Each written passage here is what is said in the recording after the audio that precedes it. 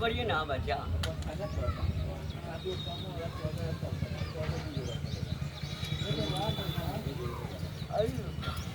ए बाबा क्या बच्चा? हमरा के भोटर काटी को देले बिया। अरे कौन भर काटी रे बच्चा? ए बाबा देखी ना होली में गोल में अबीर लगल तो बीरू ना लगो ने रे बाबा। बच्चा भोलेनाथ के आसन है, सब जड़ के दूर हो जाएगा, राख कर देगा। ए बाबा क्या बच्चा? ते नाम बताई ना कौन भोटर काटी रहल कि कोइले बिया हमें कोइसो। ई बच्चा नाम ना धरे की। हां हम तुम करा लोग के गुनवा घींच के हाँ। हम करा लोग के पागल कर देगा।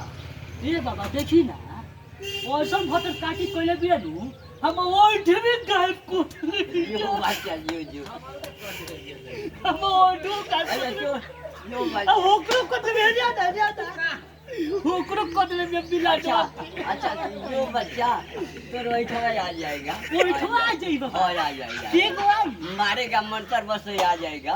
अच्छा हाँ मंत्र एक, मंत्र दो, मंत्र तीन आ गई तू। देखी तो ना बाबा भी ना भाई हाँ कर साचो हाँ देखी तो देख तो आइल बकिना साचो बाबा आ जाई।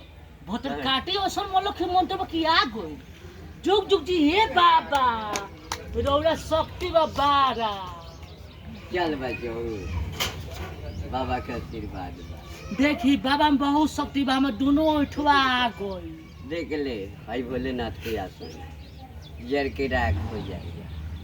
कालों के काला है, अति कोई नहीं पहचानता है, नया नया साधु है। ना ये बाबा ये आसन है। बाबा ये बच्चा देखी ना हमार दू तीन गो चेलवा 1200 ऐसा भोतर काटी कोइले बिया को कोनियो को उठवा गायब हो गई। अच्छा हमारा बाबा के पास दिया ये बच्चा। ओके के धो के लिए तो को उठवा मंगा दे। हाँ अच्छा सब दूर कर देगा। आइए ना हाँ, नहीं आइए ना। पता बाबा हाँ उ सब उठवाला नु वो हॉस्पिटल में भर्ती हो खता रहता। अच्छा सब दूर कर देगा। अरे हो बूढ़ो के ऐसा हुआ गायब। अरे बच्चे आइए आइए।